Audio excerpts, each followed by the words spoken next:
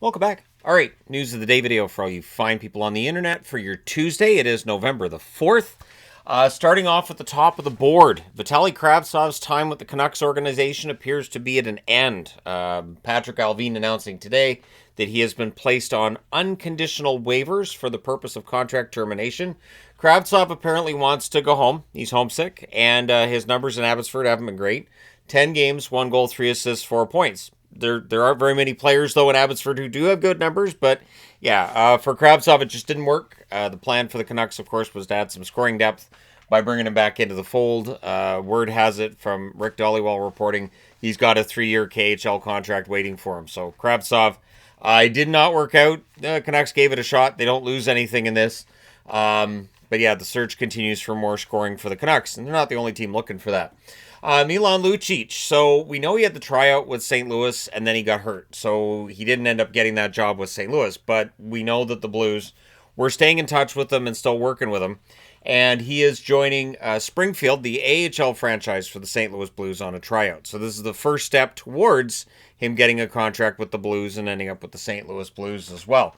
It has been quite some time since Lucic played in the preseason in the NHL. So I'm thinking, over a month since the last time that he's played in any sort of game action. So it makes sense to get him an AHL tryout, get him a game or two in the AHL, and then see where he's at. But we'll see. We'll see if he ends up with the St. Louis Blues over the next few weeks. I'm thinking that's probably going to be the case. Connor McDavid reached the 1,100 point mark last night and became the youngest active National Hockey League player to reach 1,100 points. Pretty impressive totals for McDavid. It feels like his scoring slowed down a little bit from where it was, but it only took him 67 games to get to the next 100 points, so I wouldn't be surprised if 67 games till 1,200 points is what we end up seeing as well. I think he's been such a good scorer for so long now, we just take it for granted that he'll be in the 120, 130 point range. But he is getting to that stage of his career where a lot of players slow down scoring-wise, but they become better all-around players. That is very often the case. So we'll see if McDavid's point totals drop back a little bit over the next couple of years and we see a better all-around player. Yzerman stands out as an example. I seem to remember with Sakic as well. I'm not talking about like huge drops in offense, just they become better all-around players. Dallas was announced yesterday that Dallas will host the 2027 Stadium Series. So playing out of the Cowboys Stadium should be a fun one. Dallas has played in an outdoor game prior. That one having been in Nashville. So now they get their own. It should be fun. Stadium Series is always fun games, and Stadium Series means we get some kind of different look for Dallas, something that's a little bit of a nod towards what the future might look like, that kind of thing. So at any rate, and we know from my jersey countdown over the summer that stadium jerseys are either fantastic or they completely miss the mark. There doesn't seem to be an in-between when it comes to stadium jerseys. So we'll see in about a year's time what Dallas's is going to look like. So the Calgary Flames are sitting at the bottom of the standings, and it doesn't feel like Craig Conroy has any kind of panic about this. And I would actually agree with him on this. This is considered to be a pretty strong draft. So even if you don't win the draft lottery, but if you get a top 3 pick, you're going to get a pretty good player. And Calgary could use that. So I do feel like that's kind of molding how Conroy and Husker are approaching this season. And I think the fact that Zane Parek's sticking around is part of this. He's saying that basically Parek's too good for juniors. Can't do that. Obviously, the AHL change is going to be next year, where you can put one player on your AHL roster who is of junior age to help them along the way in their development. And of course, we've talked about how that's going to negatively impact the CHL as well. But CHL is just going to have to create some new stars as well. But with Parekh, he's admitting that Parek's going to make mistakes, saying there will be turnovers. There will be turnovers that lead to breakaways and 2-on-1s and goals. And that's just the reality of it. And saying we're trying to get as many young players into the lineup as we can.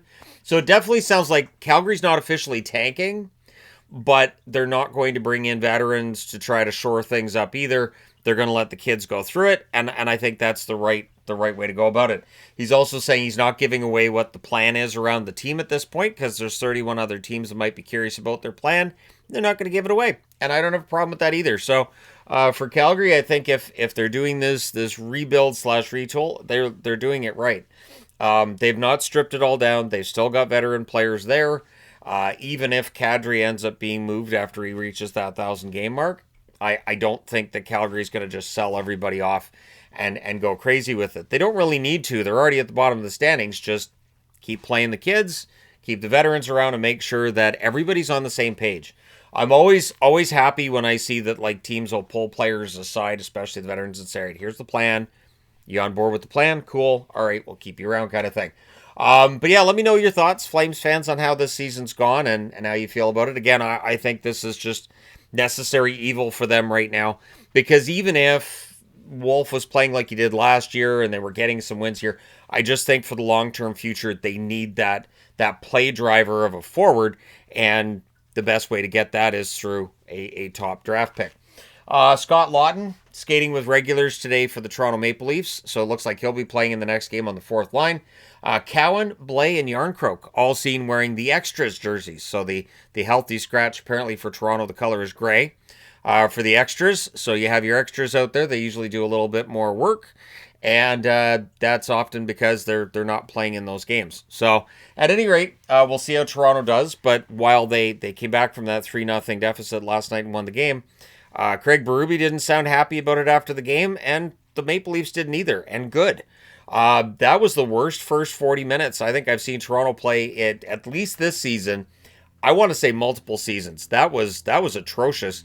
After that second period last night, I was like, I think I need to do a video on the Leafs. This is awful. And then they came back and won it. So, Leaf video averted. But, yeah, getting this lineup figured out and making sure they don't fall behind like that again is important.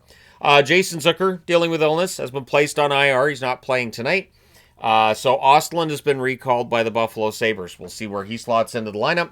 But the Buffalo Sabres, of course, are one of those teams. They're just hanging around. They're 1 point out of a playoff spot, 2 points out of third in the division, and they're also tied for last in the East because, sure, the East is still absolutely, completely, and totally wide open. Love it. And we'll see how the Sabres fare tonight against Utah. It looks like Kochetkov's going to get the start tonight for Carolina against the Rangers, so this is where things get interesting. Bussy, I'm pretty sure, needs waivers at this point if they were going to try to send him down. Obviously, they're not going to try to send down Anderson, and Kochetkov's a good goaltender. So Carolina has a problem that I think other teams would admire, in that they have 3 goaltenders who are NHL level and look pretty darn good. But Kochetkov likely to play tonight against the Rangers. Be interesting to see how he does. Obviously, I think they'd prefer to be able to just send Bussy down to the minors, but he'd have to clear waivers, wouldn't he? Anyways, I'm not sure exactly when the last time he was placed on waivers. I think it was right before the start of the season, so maybe not. Maybe he doesn't have to clear waivers based on the amount of days. I think it's 30 days. It's close. Anyways, Brindley dealing with a concussion. He's seen his day-to-day, though. He's going to be out for Colorado tonight against Tampa. So, no Brindley in the lineup, but Colorado is always dealing with injury issues anyways, it seems. So, they're used to that whole next man up mentality. I think they'll be fine. But concussions are always tricky. So, even though it's day-to-day, you're never quite sure when a player's coming back from a concussion, when they're going to be as close to 100% as they're going to get. Your AHL Rookie of the Month for October, Nick Lardis in Rockford. So Chicago property, a third rounder, I believe, from 2023. Lardis, 8 games played for Rockford, 4 goals, 8 assists, 12 points. And yeah, Chicago's got an embarrassment of riches right now in terms of young players, both in the NHL and just outside the NHL. They called up Oliver Moore, of course. Moore played in that game last night for Chicago. Didn't get a point, but he had some opportunities. There are a lot of really, really strong, good young players in the Chicago organization, and it will be interesting to see when Kyle Davidson decides it's the right time to turn some of those younger players into more veteran depth that could be used for when they decide they're ready for a playoff spot. I'm not saying that necessarily happens this season. Could happen next season, but maybe they find themselves 2 points out of a playoff spot currently. So we'll see. Let me know your thoughts in the comment section below. As always, hit like and subscribe in the event you may not have done so already. Thank you guys so much for all your support. It's greatly appreciated. I will talk to you again soon.